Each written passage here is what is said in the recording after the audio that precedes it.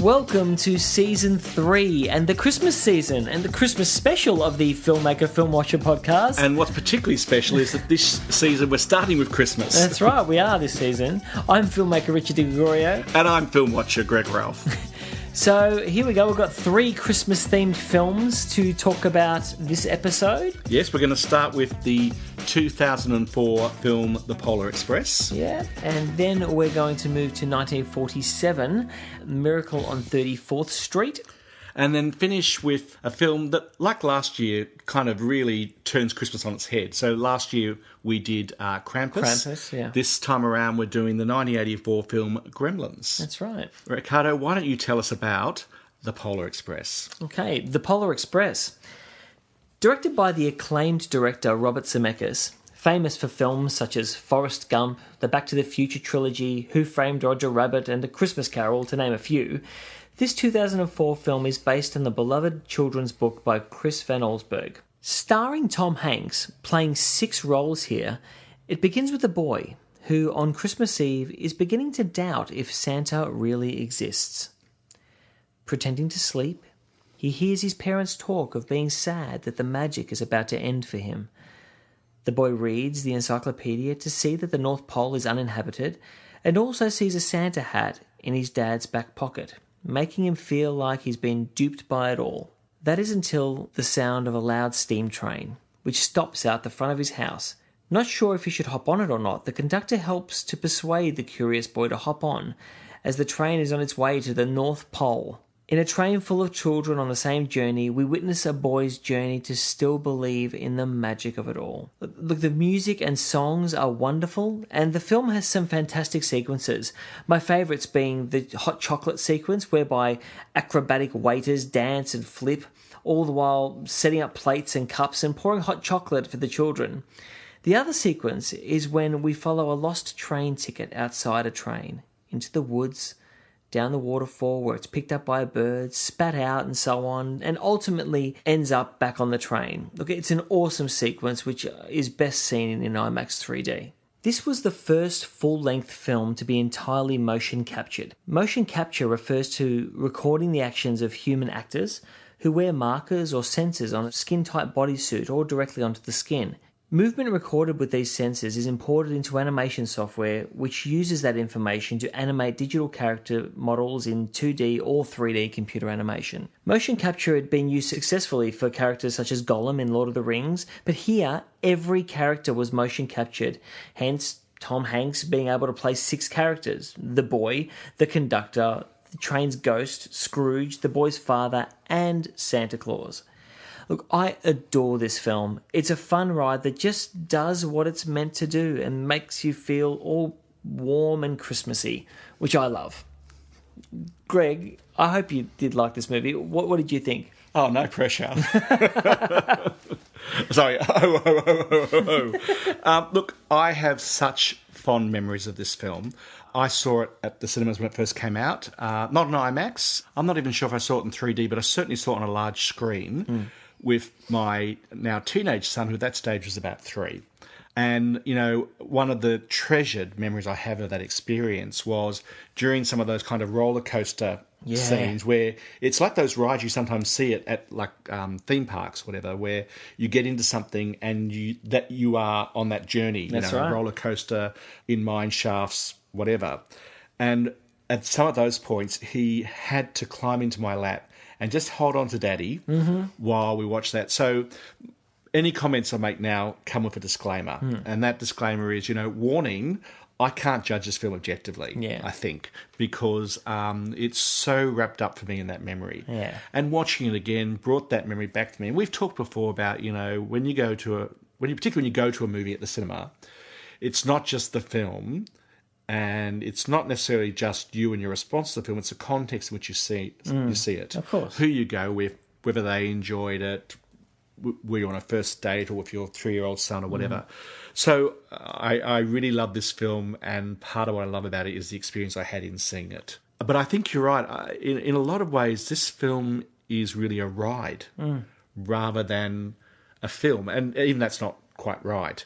You know, it has a very strong story. It's got a really sound concept. It's dealing with something that our next film, the Miracle on 34th Street, right. also deals with, which is just belief. Yes. And fantasy and imagination and growing older and so on. It's got a really sound story, but there are I lost count of how many sequences there are where you're either on a ride in various contexts or you see these very kind of cinematic sequences. And you mentioned the ticket, which I particularly remarked on, but there's another one with the pin.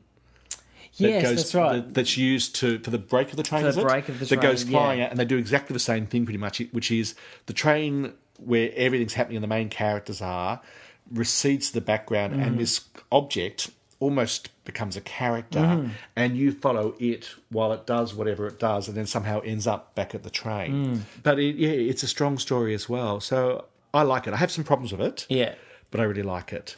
This is really interesting. You say about the context of when you see it. I first turned this on before I was a dad. Yep. And I turned it off. Oh. Well, and how did you watch it? On TV? Yeah. Yep. On TV. And I was on DVD. Yep.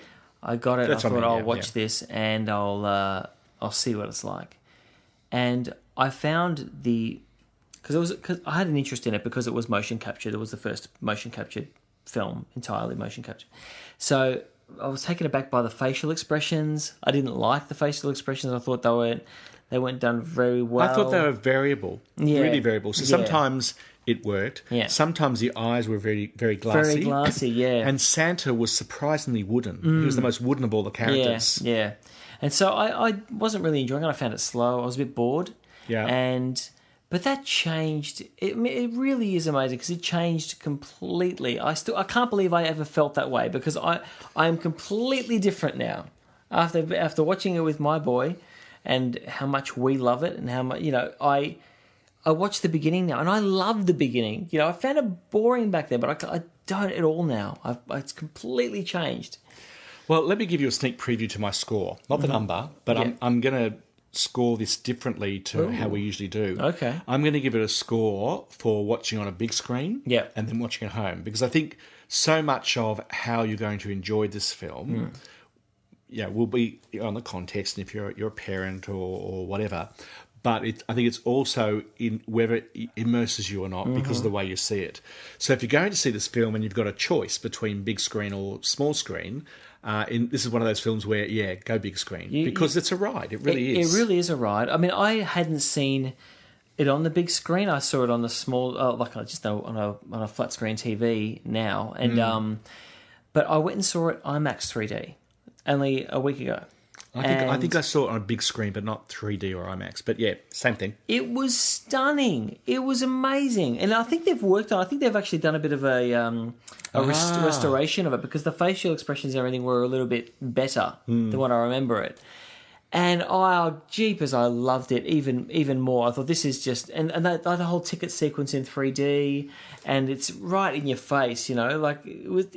It was stunning. I really loved it on the big screen. If you can see it in IMAX 3D, definitely do it. I think they bring it out every Christmas. Well, the fact that it's an animated film lets them do a number of interesting things. You mentioned two of them. It lets them, follow the ticket and the pin. It lets them do the rides, whether the rides are up and down the train track or skating across a frozen lake or even through the streetscapes of the North Pole at one stage on a runaway caboose. But the other interesting part, you mentioned how at the very start of the film he goes to his encyclopedia and they film him up through the pages. That's right. So the text is backwards and overlaid across him and you see him, scouring this entry, trying to work out about the North Pole.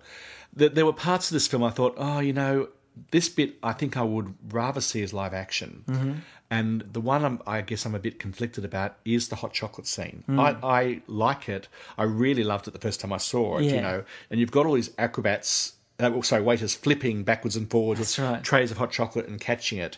So nowadays you might be able to do that with CGI hot chocolate. Yeah. But sometimes in the film, and this was the place where I really noticed it, but there were a few places, the body movements weren't quite right. That's right. Like the backwards flips just were slightly off. Yeah, I agree with that. And I don't know if that's something they've revised more recently, but I agree with kind of, that. Yeah, but when it doesn't look quite right, and it kind of jars you a bit. One thing I didn't know, and I was really surprised, only just when I was just reading up on it again, and I've seen it a lot of times, and I didn't realise that Tom Hanks played the little boy.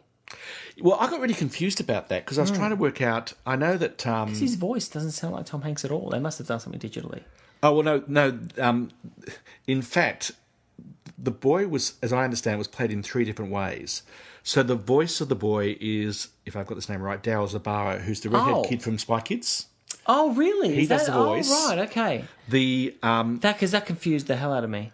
And I think the way it worked was that the body was played by 2 people. One was Tom Hanks at times, and the other was, I think his name's Josh Hutcherson, who's in the Hunger Games now. Oh, right. But he was a child actor then. Yeah, okay. Apparently, he recently came out and on one of those TV chat shows and told a story about how embarrassed he was when he broke wind at one stage of Tom Hanks and how lovely Tom Hanks was about the whole thing. Tom Hanks is, the original nice guy. Yeah, that's right. But so I'm not entirely sure I got this right, but I think what was going on was that Hanks did some of the expressions, and maybe Josh Hutcherson was the boy when they're in physical scenes together. I think, but it was broken up across 3 people. Yeah, right. But when I first saw it, I knew that because it looks like Tom Hanks. I knew the conductor was Tom Hanks. I knew that the ghost hobo who keeps reappearing was Tom Hanks because he looked like him and he sounded like him. What an interesting character that is. Yeah, and they explained him to a certain point, and then there's like the magic of Santa, just let the rest of it just kind of hang there. They do. Yeah. By the end of it, my boy picked it up. He's the ghost of the train. He's like the guardian. The way he kind of dissolves into flurries of snow is a nice take a few times. I watched one of the deleted scenes. There was a song that was deleted. Michael Jette, who died during post-production, and the film's dedicated to him. If you know him, one of the places you might know him from is either Sister Act 2 as one of the monks, or as Mr. Noodle from Elmo's World. Very physical kind of comedian. He plays both the train, the driver, and the coal shoveler. Yes, right. He does the voices of both. What's not apparent, unless you watch this deleted scene, I think, is the fact that they're twins, which is revealed in a song that was cut. A song about the fact it takes 2 people and the fact that they work in unison. Okay. But in that deleted sequence, they tell the story in more detail of the hobo and about what happened. So if you want to unpack that magic a little bit and know a bit more about the story of the hobo, that's if you get the DVD or whatever, you can see that sequence as well. Some of which was completely animated, some of which was partial in that way that they do. Right, yeah, sure. But I had no idea that he played the other 6 characters. So you mentioned the other 4 were the boy's father. Yes. The narrator, I think, is another one. Who were the other 2? Oh, there was Santa. Oh, Santa, of course, yes. And the boy himself. And the boy. And Scrooge. Oh, Scrooge the puppet. Yeah, that's Scrooge right, yes. Puppet. So, yeah, I had no idea that he's a versatile guy. Yeah. And he I think he's executive producer of the film. Yeah, he would have been. And he came to the project intending only to play the conductor, and then it kind of just blossomed. Look, Robert Zemeckis is always good with technology. He always pushes technology. It's a bit like James Cameron pushes technology as well. He obviously loved the medium after doing Polar Express because he did Beowulf and A Christmas Carol. And A Christmas Carol with Jim Carrey. Have you seen those? Yes, I have. I haven't seen Beowulf. I've seen Christmas Carol. I really liked Beowulf and I really liked Christmas Carol.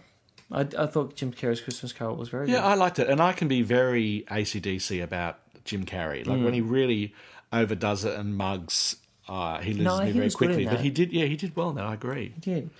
What did you think of the characters? The girl, the friend in it? Oh, I thought it was beautifully done. So the girl who needs to develop confidence in herself. Yes. And the whole thing... lead, yeah. Yeah, exactly. And the whole thing about what the conductor punches on the tickets. Oh, I love that. So when they go to the North Pole, he does this very fancy, tick, tick, tick, tick, tick kind of thing, where he punches out some letters, and 2 of them have B, B-E, and the other one is L-E, is it? L-E. Yeah. And then when they get on the train to go back pretty much at the end of the adventure, he does the other half of the word. So our hero, who I don't think is ever named, in fact, none of them are named except for the boy, the poor boy, the lonely boy. Yeah, that's right. Yeah. None of the other children are named, including the narrator. But his word is believe, her word is lead. The know-it-all is learn. Oh, so it's two BEs Yes. and one BE and two LEs. That's right, yes. So you get this revelation. And no, I thought it worked well. You have a know-it-all boy, wasn't an absolute pain. It was a bit of a pain. And the bell. The bell is beautiful. Well, the ringing of the bell. I haven't told you that part of the story when I first saw this. I was very taken with that. And so we would have seen that maybe a fortnight before Christmas. And I scoured the shops trying to find a silver bell for my older son. I wanted Santa to, because he would have been just under 4, I wanted Santa to leave a silver bell for him in the same way the boy did. And can you believe how hard it was to find a bell? And then I think it was my absolute last hour of shopping.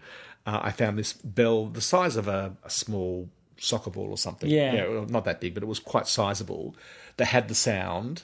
And that whole metaphor in the film of, while you hear the bell, you retain the magic. So his parents think it's broken. His younger sister hears it, but he says eventually she stops hearing it, and he always hears it.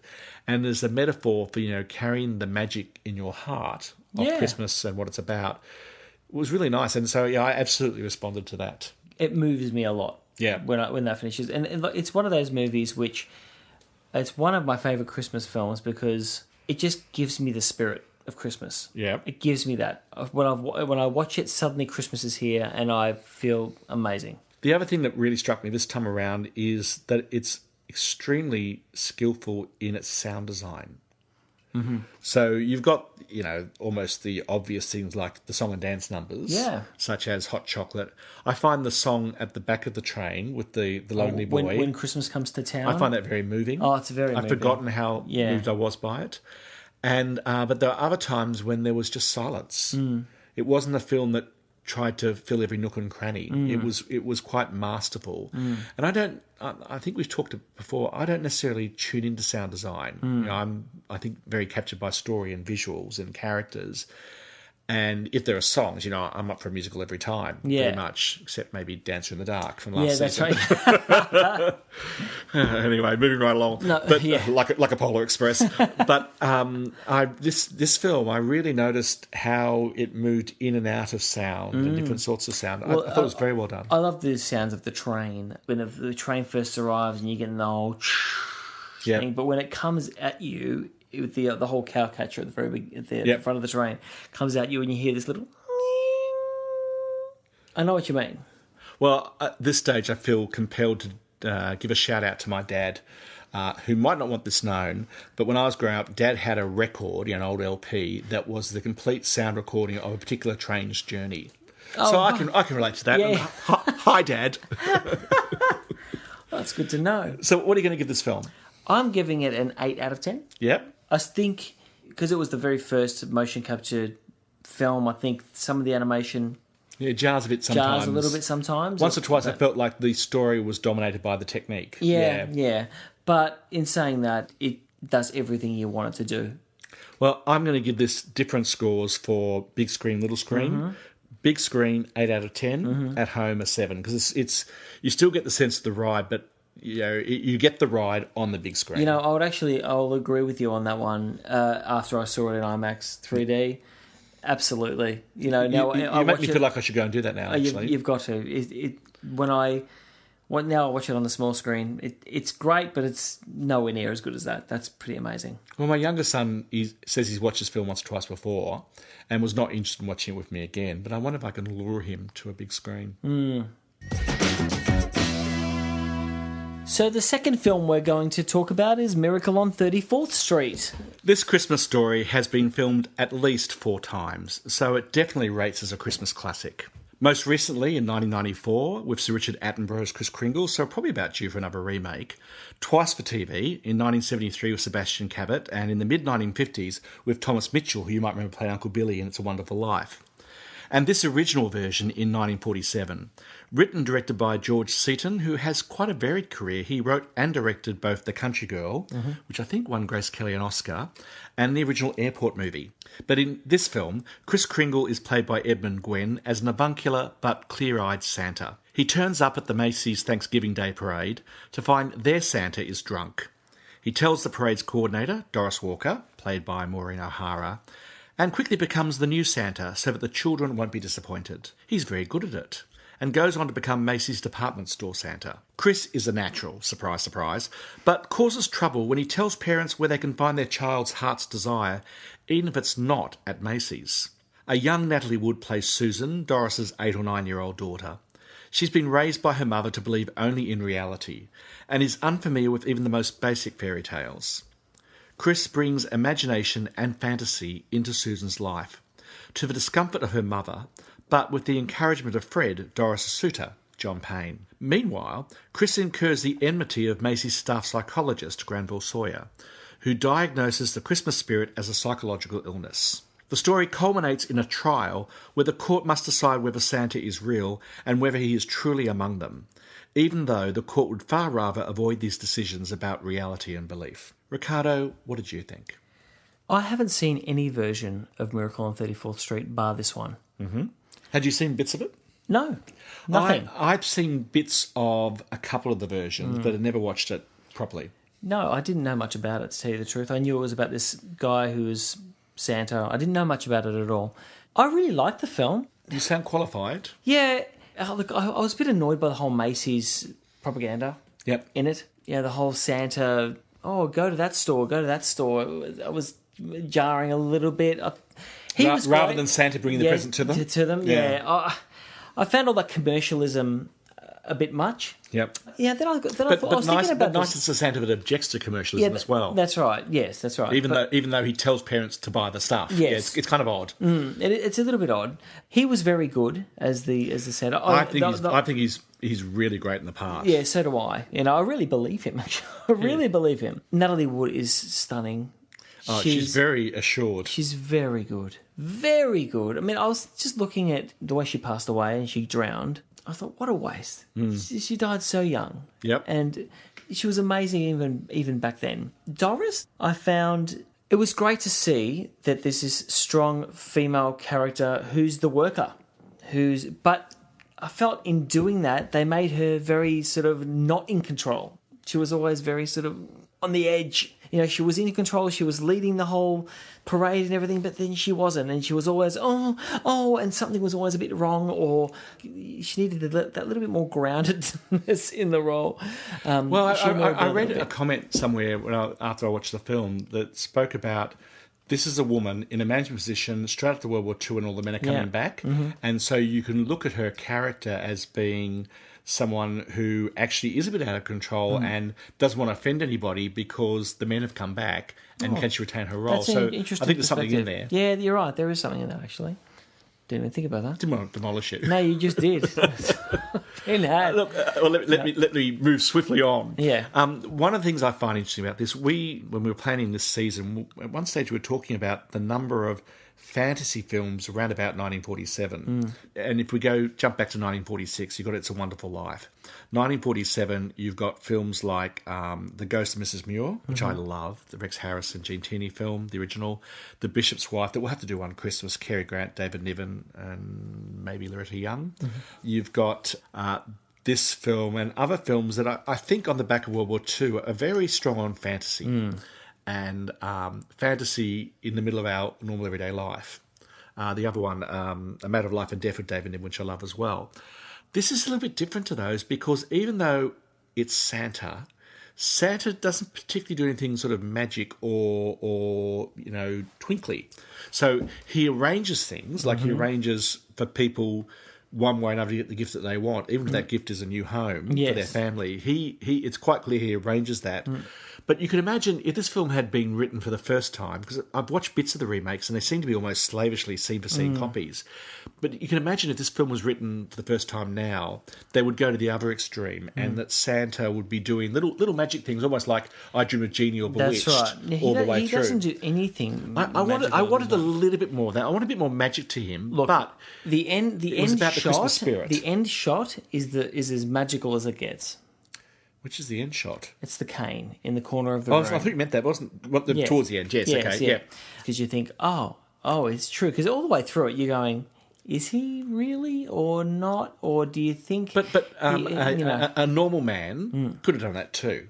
Oh, that's right. Just had connections and so on. Yes. So it's never quite told to you whether he is or not. No, but it's about the Christmas spirit and belief. And Yeah, that's what it's quite clear that he is, but it doesn't sort of lay it on slavishly. You can doubt if you want to. Yeah, you can. Yeah. Within the context of the story.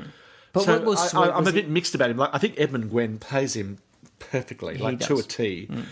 I just would have liked a little bit more sparkle in the story. But, I'm a sentimentalist. Yeah. Without parallel. Well, it's what I found the sweetest in the movie was him bringing fantasy and belief to the girl. Well, I would say that was a number of things. And the way bringing he her around to believing. Yes, but I didn't know about the mailroom boy, the boy who also has to play Santa. Yes, yeah. Who becomes the crux of the situation that leads to the court trial because the psychologist tells him that he's compensating for something in his childhood, and Chris Kringle is saying, no, you just like bringing joy in other people, and takes on the psychologist, which gets him in trouble himself. I thought that was quite lovely as well.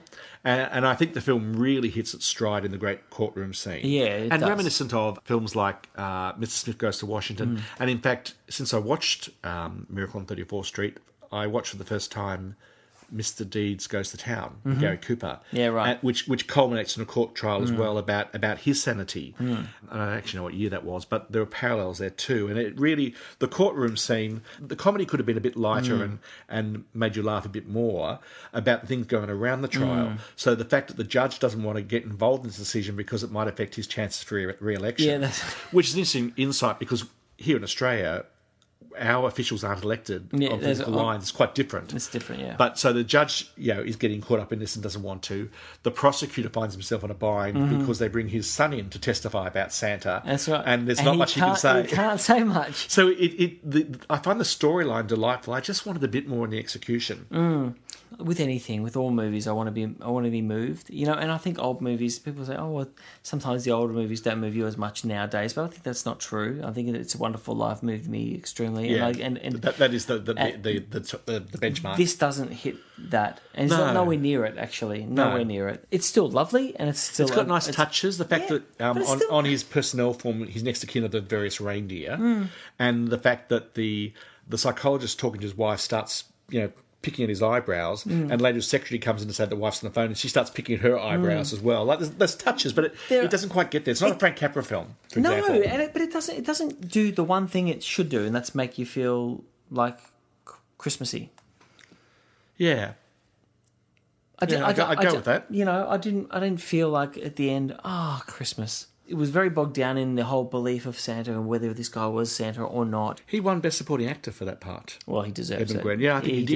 He deserves it. He was wonderful. He won the best that. part of it, yeah. It won Best Screenplay, Best Original Story, and it was nominated for Best Picture, and up against The Bishop's Wife, which I really like, but lost to Gentleman's Agreement, which won a few of the other awards. But I saw one of the extras on my DVD was his acceptance speech at the Oscars, and he basically just said, well, winning this award just proves to me that there is a Santa. And that was nicely done. Like, you get the feeling he was a really nice man. Yeah, absolutely. So he was good casting. So what do you want to give this film? I'm giving it a 6 out of 10. Ah, okay. I know it's a classic, but I'm just going by what I felt when I was watching it, and it's enjoyable. And I think 6 is a good score. I'll probably see the remakes and see what they are like. Well, apparently the Richard Attenborough one's okay. Apparently, the 73 one, the psychologist played by Roddy McDowall, who's doing classic Roddy McDowall for the bits that I saw. I don't think I bothered with that particular one, and I've only seen a couple of little snippets from the Thomas Mitchell one that was made about 8 years after this. Yeah, right. For me, it's a 7, and maybe it's a low 7. Like, I know exactly what you're talking about. I enjoyed it. I was pleased to finally have watched it properly rather than bits of it. Natalie Wood is great in her part. Edmund Gwenn is great in his part.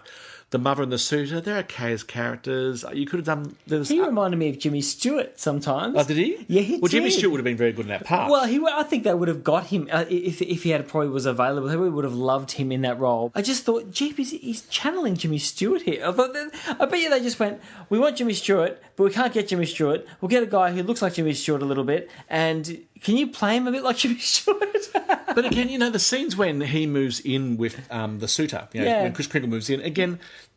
a lighter touch. They would have done more about the fact, almost the odd couple situation, or the fact he was a little bit magic or all-knowing or something. There were just all these opportunities I felt kept getting missed. So, look, it's a 7, I think, but I could teeter down a bit as well. And they could have done that, because It's a Wonderful Life does that. Yeah, and in fact, if someone's going to remake... If you're listening, if somebody wants to remake this film, don't do what I think the others have done, which is just get the same script dusted off and then just film it again.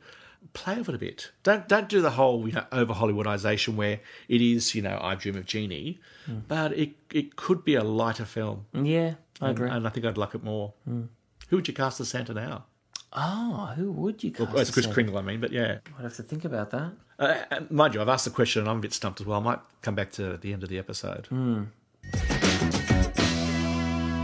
And now for our third film for Christmas Season 3.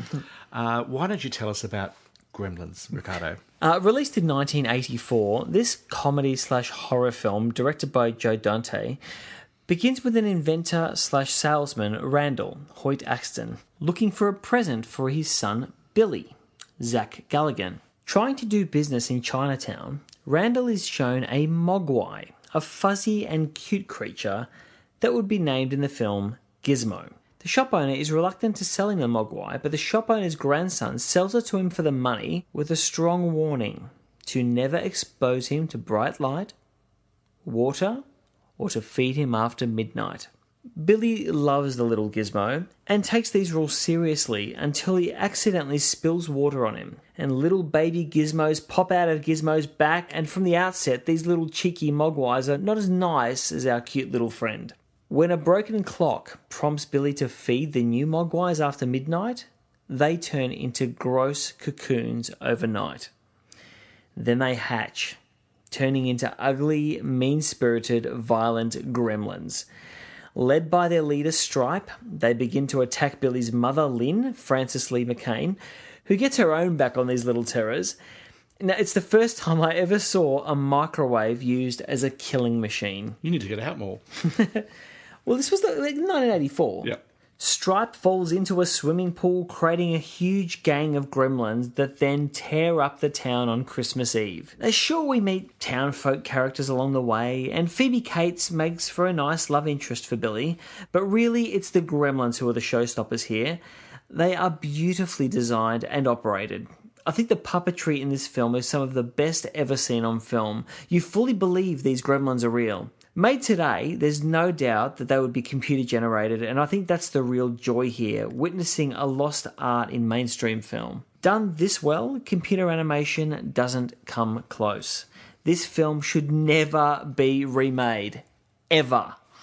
Greg, what did you think? Well, I'm not sure they should have made a sequel. And I know there's a bit of chatter out there, on the net, that maybe they're going to be making Gremlins 3, and quit while you're ahead, I think. Yeah, don't. Don't. I'd forgotten that this was a Christmas film. I saw it when it first came out back in 84, and I haven't seen it again until the last few days when I watched it at home. Yeah, so there was so much... I remembered moments from the film, and I remembered the 3 interdictions, no bright light, no water, no feeding after midnight. I knew that general arc of the story. Yeah. But beyond that, it was moments I remembered and not the setting so much. Yeah. And I disagree with you.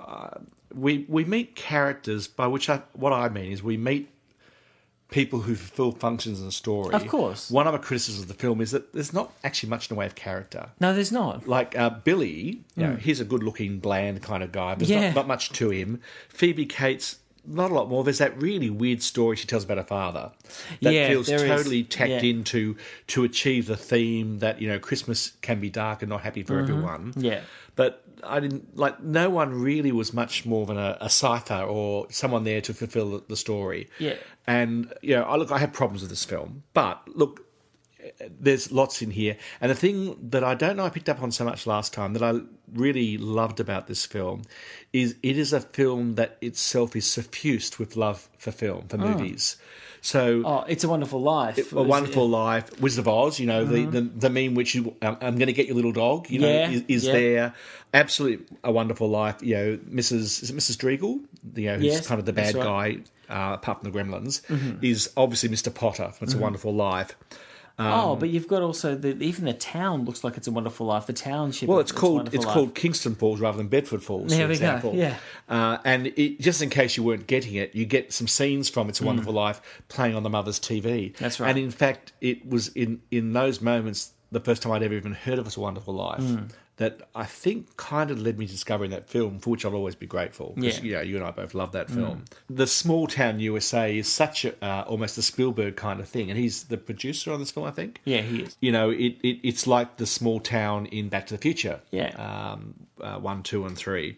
But there's all these references to films and jokes about films. So you get at least maybe half a dozen times, you see scenes from films on someone's TV. So It's a Wonderful Life, the Clark Gable, Barbara Stanwyck film about the mini races, the first Invasion of the Body Snatchers with the pods, Snow White and the Seven Dwarfs, and where the Gremlins are all singing Hi Ho in the cinema, which is quite lovely, actually. So you get all those kind of references throughout. You get the story kind of references like Wizard of Oz and It's a Wonderful Life. And then you get all these really interesting cameos. So some of the cameos are relatively obvious. So the shop owner is played by Key Luke, who was one of the sons, if not number one son in the 1930s Mr. Chan movies, who was Kato in, I think, the first version of Green Hornet in 1940. Oh, wow, okay. And was also Dr. Yang, the herbalist in Woody Allen's Alice. So he's done lots of things, particularly some of those older things. You've got the couple of scenes when the father, who's the inventor, is calling home from the convention, and there's lots going on around him. So Steven Spielberg goes past on a little kind of scooter thing. Oh, I did not even with a TV that. screen. I had to be told, but then I went back and checked that he's watching Poltergeist. You've got the guy who was Zach Galligan's body double. They're dressed up apparently like Joe Dante, the director. You've got Robbie the Robot going past.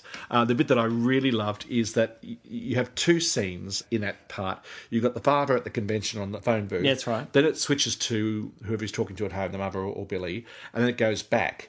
And in the first part of him, you see the time machine from the H.G. Wells Rod Taylor film. Yeah. You have to go back and watch it. It's wonderful. I have to watch it. And someone's sitting in it, and the back wheel is spinning like it does. It goes to the home shot. It comes back. There's like a puff of smoke and two people running around, and the time machine with the guy, and it's gone. Oh, right. Like, there's all this stuff going on. Oh, I did not even know it's a thing. You've got, when you go to Mrs. Deagle's house, you see the portrait of her husband. Mm-hmm. That portrait is an actor called Edward Arnold, who had actually died almost 30 years prior. But he was in lots of old films, often playing corrupt tycoons, and was in fact in the 1938 film You Can't Take It With You. Oh, wow. Okay, and he didn't. He's moved, like, he's died, and his wife's got it all. So you've got all that kind of affection going on.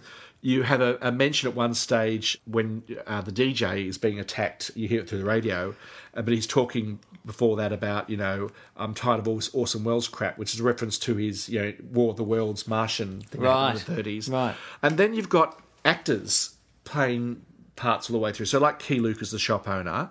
The guy who has a cameo as Father Bartlett, the priest, you see him at the very start, and then you see him trying to post a letter and get him chucked out. Well, that actor is William Shallett, who I remember, I'm old enough to remember just, played the father and uncle character in the Paddy Duke show back in the 60s, right. Okay. and who played the ancient admiral in Get Smart. Do you remember the admiral kept falling out? Yes. That's him. Oh, but now wow. he really is old playing the priest. So there's all these actors smattered all the way through it. So just the sheer affection that you see by the fact that they did that, and the joy they would have done, experienced planning all that and executing it, makes it really something special. There was a real love for cinema in this, and when you even in the party sequences when it gets very noir and one of the in the bar, that's why I got bored. Did you? Yeah. Oh wow. No, well I thought that was great because I thought there was one of them smoking. It was like this really jazz bar sort of thing, and he shoots this thing. It's like gets all gangster, and it got a bit silly. I mean, they do a bit of a like Olivia Newton-John sort of dancing. No, it was Flashdance. Flashdance, yes, it was Flashdance. Which come out 4 days prior. That's right, yeah, it was Flashdance. So lots of it references all the way through. Yeah. But that was the one bit where I thought, this has got too slow. I think they're too caught up in what the Gremlins could do rather than kind of following the story through. How amazing is the puppetry though? Oh, absolutely. There was one sequence where they used stop motion. When there was after the pool and the wave come in. Yeah, that's when you see all of the Gremlins together. together. And you could tell that was stop motion. Yeah, and apparently they were thinking originally of doing the whole film like that. It was just too expensive, so they turned their attention to puppetry, and so much for the better. Oh, 'Cause absolutely. That looks not quite right, actually. No, it doesn't. It doesn't. Yeah. But it's the only bit which looks a little bit clunky. The rest looks phenomenal. Yes. The expressions. I find the gremlins quite hilarious because they're very intelligent creatures. They speak English. Gun and Bright light. Yeah. Or rather, bright light. Yeah. Oh, Gizmo. How cute is Gizmo? Oh, yeah, I know. Gizmo is the cutest character. But they've got really great talent doing the voices as well. So the voices were done by people like Frank Welker, who has been doing Scooby-Doo and Fred from Scooby-Doo for decades, well before Gremlins. They had the guy whose name escapes me who does the voice for Optimus Prime. They've got really great voice talent, sometimes just doing, background noise in the bar scene, where apparently they were drinking Budweiser to get in the mood. So they were also a lot of fun making the film as well. Yeah. So, it's all very, very well done. I'll tell you what, it's quite horrific.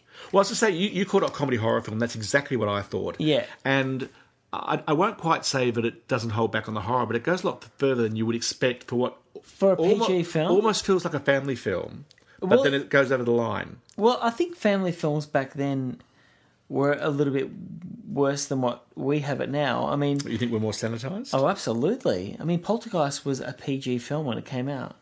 Poltergeist was PG rated. Which I quite like it. We should do Poltergeist one day. I like Poltergeist. 1 and 2, yeah. And the end of this, when one of the gremlins dies, horrifically... Is this the microwave? No, the microwave is quite full on. Well, they filmed that twice. The first time it was too much, so they filmed it again. Oh, wow. So I'm kind of curious to know what the first one was like. Yeah. Oh, the second one was just, it was... I mean, I remember loving it. That was my favourite scene. Do you mean how Stripe dies at the end? Yes. Oh, yes. It's... Which they did use in liquid nitrogen, apparently. Oh, it's just horrific. Yeah, oh, yeah. My son won't watch that. There's no way. Yeah. There's no way. He's not quite 8. He's not quite 8. Yeah. So there's no way he's going to watch that. He saw the cover and went, oh, that looks interesting. And I said, well, there's no way you can watch that one. Because I think it would give him nightmares. I think the horror in it is quite horrific. How did you first see this film, the very first time? Oh, it was on TV, it was video. Oh, because I saw it in the cinemas, as I said. Oh, did you? And I'd forgotten, but I remember now the scenes when the mother goes psycho in the kitchen. I loved it. When she destroys one in the mixing bowl and then the microwave and whatever else she does. People were cheering and laughing. I remember that very clearly. Yeah. Like, it's horrific, but it does work in the context very much. And it is, at that moment, you are mixing quite nicely comedy and horror. Yeah, well, the thing is, when I was doing the synopsis here, you're right about the characters in it because they're very thin.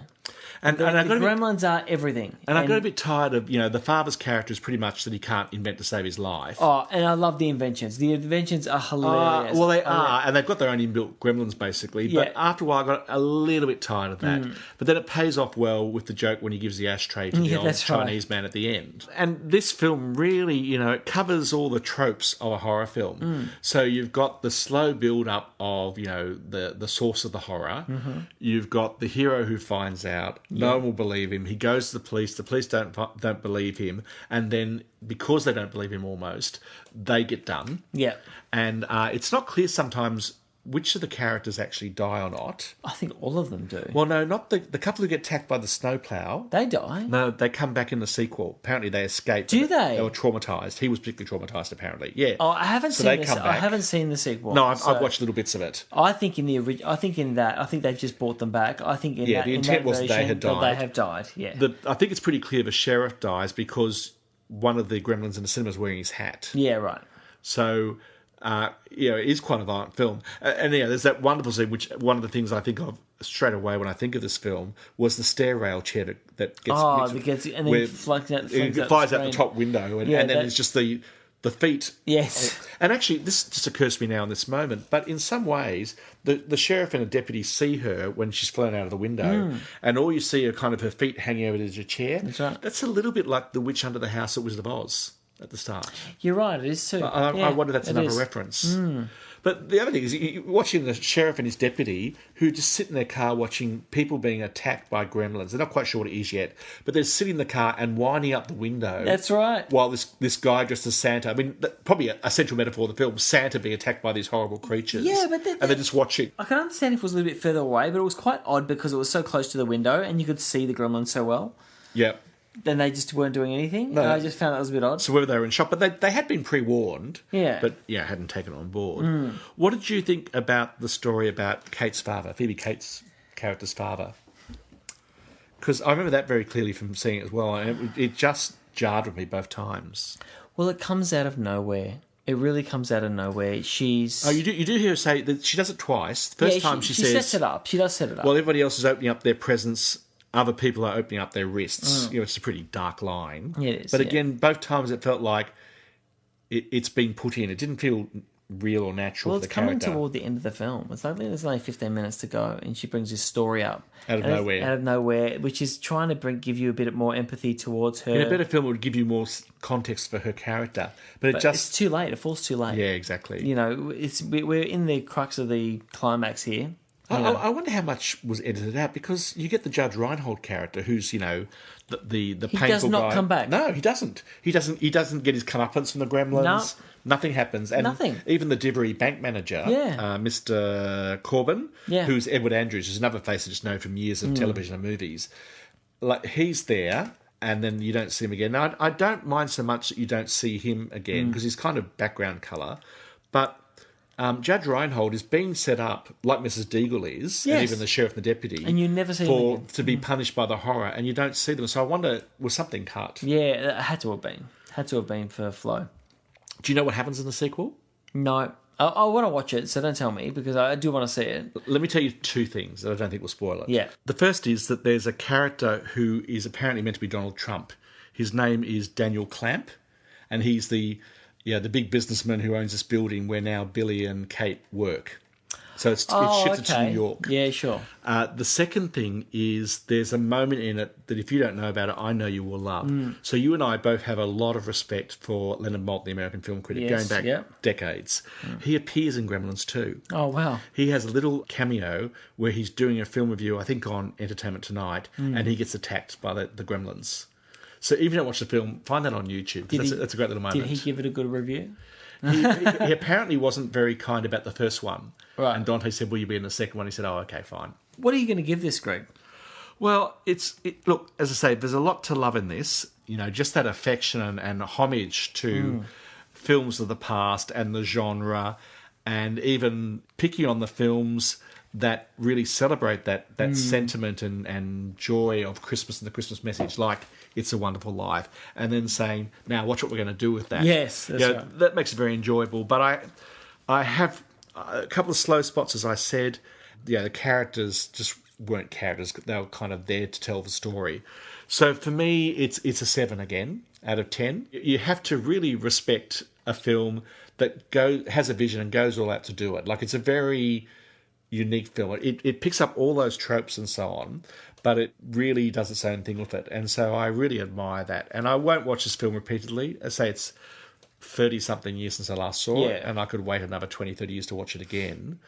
But it's also one of those films where there are Easter eggs all through it. Now, I picked up on a lot of those, and I didn't mention that Chuck Jones makes an appearance. Yeah, right. When Billy is doing his cartoon early in the film, The Bar, and he's the guy to look at. Yes. That's Chuck Jones. Oh, Chuck Jones, wow. So, there's things in there that I like knowing about and going back to see. But it's not a great film for me, no. Well, I'm giving it a 7 as well.